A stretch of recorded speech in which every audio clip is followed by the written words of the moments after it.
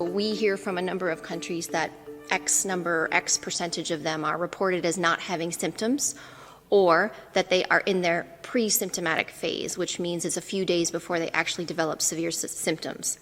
In a number of countries, when we go back and we discuss with them, one, how are these asymptomatic cases being identified? Many of them are being identified through contact tracing. And so, which is what we would want to see, in that you have a known case, you find your contacts, they're already in quarantine, hopefully, and some of them are tested, and then you pick up people who may have asymptomatic or no symptoms or even mild symptoms. The other thing we're finding is that when we actually go back and say how many of them were truly asymptomatic, we find out that many have really mild disease, very mild disease. They're not quote unquote COVID symptoms. The second part of your question is what proportion of asymptomatic individuals actually transmit. So the way that we look at that is we look at these individuals need to be followed carefully over the course of when they're detected and looking at secondary transmission. We have a number of reports from countries who are doing very detailed contact tracing. They're following asymptomatic cases, they're following contacts, and they're not finding secondary transmission onward. It's very rare. And much of that is not published in the literature. From the papers that are published, there's one that came out from Singapore, but from the data we have, it still seems to be rare that an asymptomatic person actually transmits onward to a secondary individual. It's been an incredible 24 hours since the WHO made a startling admission that asymptomatic carriers of coronavirus or COVID-19, asymptomatic meaning those who may carry the virus but show no symptoms, have a rate of infection for other people that is, quote, very rare. What does that mean? It means if you don't show signs of the virus, you are not actually transmitting it to other people except for in extremely rare instances. It's a very important admission. Now, in fact, a separate study done 3 weeks ago confirms the very same thing, that the rate of transmission for asymptomatic carriers to the rest of the population is nearly zero. I'm Ben Swan, and this is Truth in Media.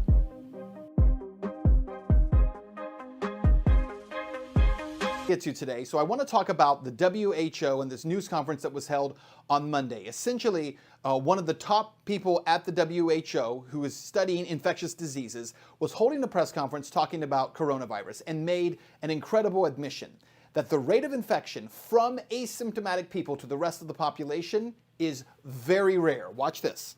The second part of your question is what proportion of asymptomatic individuals actually transmit. So the way that we look at that is we look at these individuals need to be followed carefully over the course of when they're detected and looking at secondary transmission.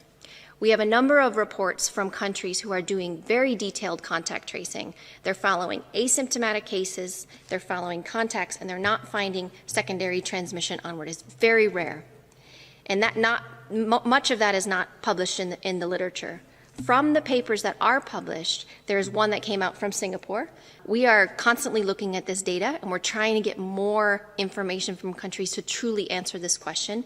It still appears to be rare that an asymptomatic individual actually transmits onward. Now, why is this significant? It's significant because the entire economy in the United States and around the world was shut down because of asymptomatic carriers. The idea is simply that if you carry the virus and don't know it, you'll go out into the public, you'll go to bars and restaurants and to churches, and you will infect other people with this virus unknowingly, and therefore you put them at risk of dying from this virus.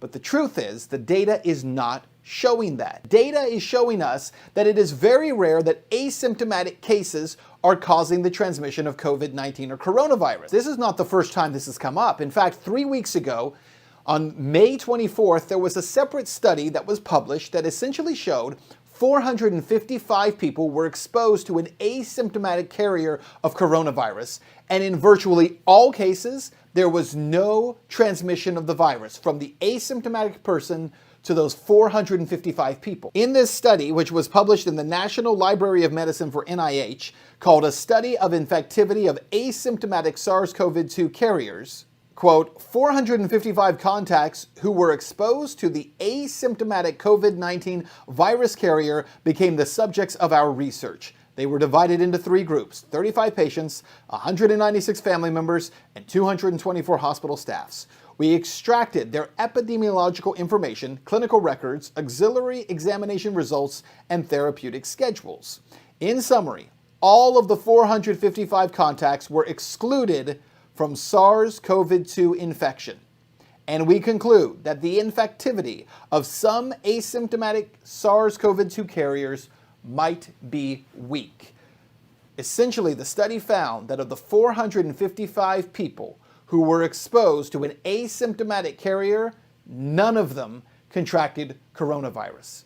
Again, this is an important question, a critically important question.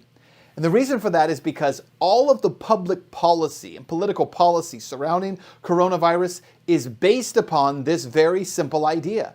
It's based upon the idea that asymptomatic people can't be out in the public because you might have the virus and you might unknowingly infect someone else. And it is why the economy has been ground to a halt. It doesn't require the complete shutdown of our society.